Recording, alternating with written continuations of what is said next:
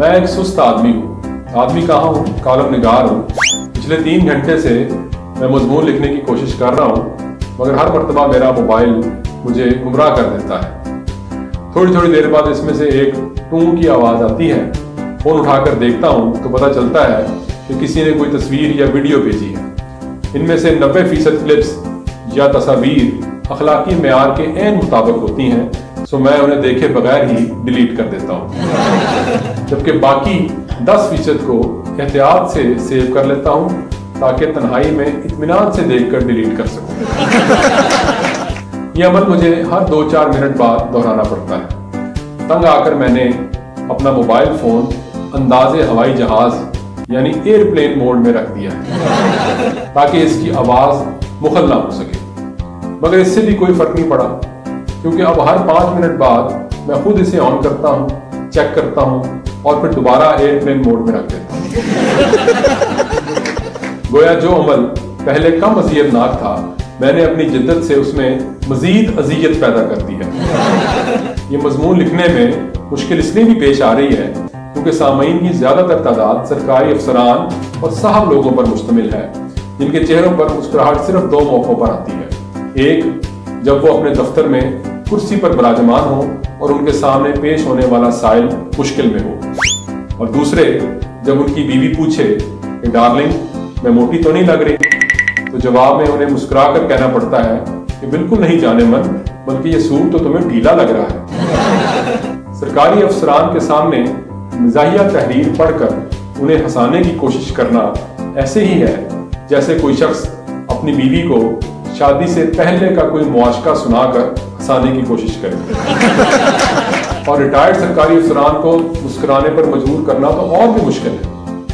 ये ऐसे है जैसे कोई शख्स अपनी नाराज बीवी को मौजूदा मुआशका सुनाकर मनाने की कोशिश करे। इसी तरह साहब लोगों के सामने शेर पढ़ना भी भैंस के आगे बीन बजाने के मुतरादिफ है।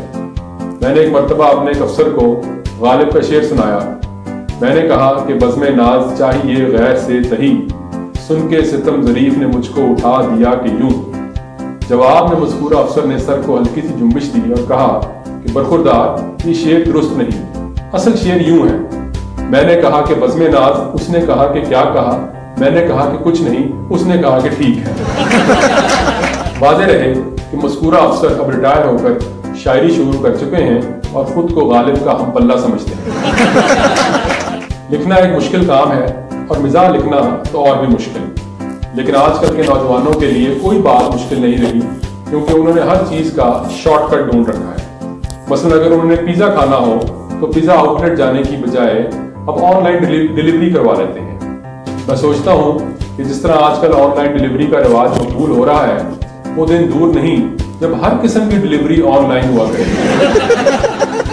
शॉर्टकट के माहिर इन नौजवानों में से कुछ को लिखारी बनने का शौक भी है। अक्सर ऐसे नौजवानों की मुझे ईमेल्स मौसूल होती हैं जिनमें वो बताते हैं कि वो कॉलम लिखना चाहते हैं, तो क्या ही अच्छा हो अगर मैं उनका कॉलम जंग में शुरू करवा दूं। जवाब में मैं उन्हें लिखता हूँ कि वो अपनी तहरीर लिखकर भेजें, तो कहते हैं कि आप पहले कॉलम तो शुरू करवाएं, फिर तहरीर भी लिख देंगे। ऐसी ही एक लड़की ने मुझसे पूछा कि अच्छी तहरीर लिखने का क्या तरीका है। मैंने कहा कि आप अदब में दिलचस्पी पैदा करें। जवाब में वो शर्माकर कहने लगी, अभी मेरी उम्र ही क्या है। मैंने घबराकर कहा, मोहतरमा आप गलत समझ रही हैं, मेरा मतलब था कि अदब में दिलचस्पी पैदा करें, यानी अच्छे अदीबों की तहरीरें पढ़ें। फट से उन्होंने पूछा, कौन से अदीब? मैंने कहा जैसे कि शफीकुर रहमान। अगले दिन वो शफीकुर रहमान की किताबें खरीदना ही, जिनके बैक टाइटल पर शफीक साहब की जवानी की तस्वीर मौजूद थी, जिसमें वो हॉलीवुड की किसी फिल्म के हीरो लग रहे थे। साथ ही उन मोहतरमा का फोन आ गया। पूछने लगी कि इस बांके सजीले लिखारी से कहाँ और कैसे मुलाकात हो सकती है। मैंने जवाब दिया कि इसके लिए तो आपको आलमे बाला का सफर करना पड़ेगा। हैरत से उन्होंने कहा कि मालम जब्बा का तो सुना था, ये आलमे बाला कहाँ है? क्या नॉर्दर्न एरिया में है? ये बताने की चंदा जरूरत नहीं कि इस गुफ्तगू का इख्तिताम किन अल्फाज पर हो।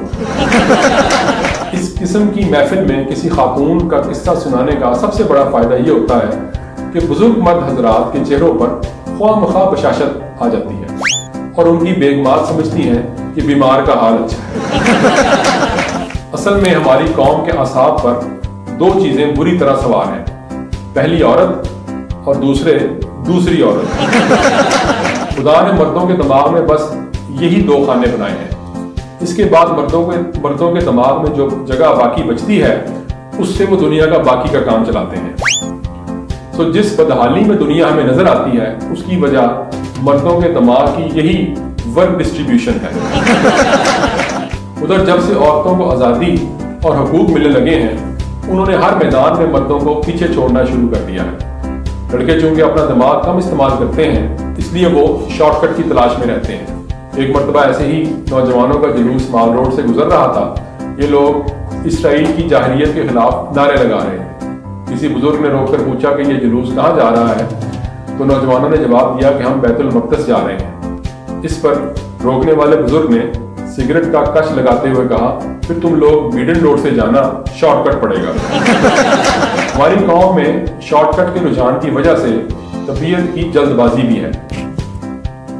हम वो लोग हैं जो रोजों में पकौड़े लेने जाएं तो तेज रफ्तारी के बायस बाजू तोड़वा बैठते हैं। मेरा एक दोस्त जिसका वजन 400 पाउंड है घर से अफ्तारी लेने निकला और स्ट्रेचर पर वापस आया। वजह उसकी ये थी कि मौसूफ ने सवारी के तौर पर मोटरसाइकिल का इंतखाब किया। जब आप उस पर बैठकर निकले तो देखने वालों को यूं लगा जैसे कोई देवकामत शख्स ऑटोमेटिक तरीके से जमीन पर घसीटता हुआ आ रहा है। सामने से आने वाला रिक्शा ड्राइवर भी यही समझा, मगर उल्टा घबरा कर रिक्शा मेरे दोस्त पर चढ़ा दिया। वो रिक्शा ड्राइवर आजकल मिजाज निकाल रहा है।